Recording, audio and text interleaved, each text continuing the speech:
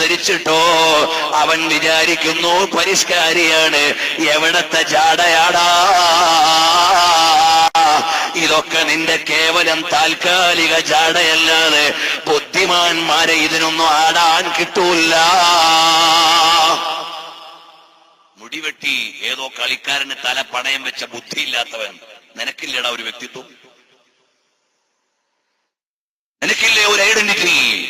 നിനക്കില്ലേ ഒരു പേഴ്സണാലിറ്റി? അതൊന്നുമില്ല. മറ്റവന്റെ മോഡൽ തല. ഈ തലയും മുഖവുമൊക്കെ നൽകിയ അള്ളാഹുവിനെ അല്ലേടാ ചിന്തിക്കേണ്ടത്. കല്യാണത്തിന്റെ അന്ന് ഉടുത്തൊരുങ്ങിയിട്ട് ആറാടുന്ന പെണ്ണേ, പേര് പുതിയ പെണ്ണെന്നാണ്, പക്ഷേ വർഷം കുറെ പഴകിപ്പോയി. ഇനി ഖബറിലേക്ക് ബാക്കിയുള്ളത് എത്രയെന്നറിയില്ല. പ്രിയമുള്ള പെങ്ങളെ, നിന്റെ വിചാരം എവിടെയാണ് വരേണ്ടത്? എന്റെ വിവാഹത്തിന്റെ ദിവസം എന്റെ ജീവിതത്തിലെ ഒരു ടേണിംഗ് പോയിന്റ് ആണ്. ഇന്നൊരു ഹറാമും എന്റെ ജീവിതത്തിൽ വരാൻ പാടില്ല. അള്ളാഹു വിലക്കിയ ഒരു കാര്യവും വരാൻ പാടില്ല. ചില നാടുകളിൽ കണ്ടില്ലേ, പുതിയ പെണ്ണിനും പുതിയ ആപ്പളക്കും പോകാൻ പിരാന്തൻ കളിയുടെ നാടുകൾ. ഇന്നാലില്ല. നേരെ ചൊവ്വയുള്ള വാഹനത്തിൽ പോയാൽ അത് സ്റ്റൈലാവൂല. ചിലയിടത്ത് കാളവണ്ടി പോയാലേ പറ്റൂ, ചിലപ്പോ JCBയിൽ പോയാലേ പറ്റൂ. എന്തെല്ലാം ഭ്രാന്തുള്ള ലോകമാണ്. മസ്തിഷ്കമാർക്കാണോ പണയം വെച്ചത്? വിചാരമല്ലേ ഉയരേണ്ടത്, വികാരമല്ലല്ലോ. എന്തെല്ലാം പേക്കൂത്തുകളാണ്. ചില ആളുകളുണ്ട്, എല്ലാ ദീനീയായ പരിപാടിയിലും മുമ്പിൽ കാണും. മോളെ കല്യാണം വരുമ്പോ തൽക്കാലം അഡ്ജസ്റ്റ്മെന്റ്. ഉസ്താദ് ഇപ്പൊ അങ്ങനെയൊക്കെ ഇല്ലാതെ നടക്കൂല. ഓന്റെ കല്യാണം വരുമ്പോ മതത്തിന്റെ കുറച്ച് നിയമമൊക്കെ അങ്ങ് മാറ്റിവെക്കും. എന്റെ ശബ്ദം പ്രവാസ ലോകത്തിരുന്ന് കേൾക്കുന്നവരുണ്ടാകുമെന്ന് ഞാൻ വിശ്വസിക്കുന്നു. KMIC-യിലൂടെയും SGV-യിലൂടെയും മറ്റു ക്ലാസ് റൂമുകളിലൂടെ ഒക്കെ കേൾക്കുന്നവരുണ്ടാകാം.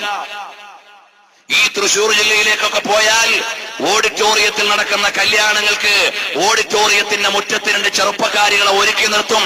എന്തിനാ ഹാജിയാരെ അത് ചെയ്തത്? ഏത് മതത്തിന്റെ മൂല്യത്തിലാണ് നിങ്ങൾക്ക് നീതീകരിക്കാൻ പറ്റുക? ഓരോ നാടിന്റെ ജാടകൾക്ക് വേണ്ടി മതമൂല്യങ്ങളെ പണയം വെച്ചിട്ട് വീഡിയോ സംസ്കാരത്തിന്റെ ഭ്രാന്തമായ ഇന്നലകൾ പുതിയ പെണ്ണിന് വേണ്ടി മാറ്റിവെക്കുകയാണ്. എന്തെല്ലാം പറയാനുണ്ട്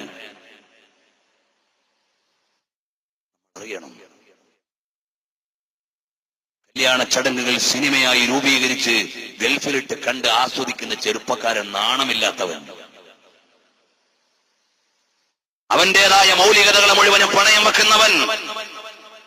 അള്ളാഹുവിന്റെ പരിശുദ്ധമായ ദീനിന്റെ നിയമങ്ങളെ പ്രായോഗികമായി ആനുകാലിക യുഗത്തിന് കാണിക്കേണ്ട മുസൽമാൻ പരിഷ്കാരത്തിന്റെ പേരിൽ വഴിമാറി സഞ്ചരിക്കുകയാണ്.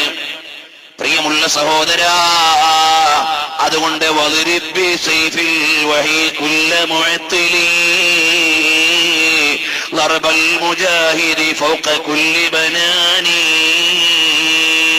واجعل كتاب الله والسنن التي മോനെ, അള്ളാഹുവിന്റെ ഹബീബ് സല്ലല്ലാഹു അലൈഹി വസല്ലം തങ്ങളുടെ ചര്യകളെ നീ ഒന്ന് പിൻപറ്റണേ. നീ എല്ലാത്തിലും അല്ലാഹ് എന്താ പറഞ്ഞത്, റസൂലുള്ള എന്താ പറഞ്ഞത് സല്ലല്ലാഹു അലൈഹി വസല്ലം, അതല്ലേ ഒരു വിശ്വാസി ചിന്തിക്കേണ്ടത്. ഈ ദുനിയാവിലെ പ്രതിഫലത്തിന്റെ ലോകമല്ല, ഇത് അധ്വാനത്തിന്റെ ലോകമാണ്. പ്രതിഫലം അപ്പുറത്ത് പരലോകത്താണ്. ഇത് ആരാധനയുടെ വീടാണ്. ഫലം നാളെയാണ്. ഇത് പരീക്ഷാ ഹാളാണ്. റിസൾട്ട് പ്രഖ്യാപിക്കുന്ന അപ്പുറത്താണ്. നീ ഇവിടുന്ന് തന്നെ സർവത്ര തോന്നിവാസവും കാണിച്ചാലോ പറ്റുമോ? ഇല്ല. അതുകൊണ്ട് യൗമുൽ ജസാ, പ്രതിഫലത്തിന്റെ ഒരു ദിവസം വരുന്നുണ്ട്. അല്ലാഹു സുബ്ഹാനഹു വ തആല കർമ്മങ്ങളെ വിലയിരുത്തുന്ന ഒരു നാള് വരുന്നുണ്ട്.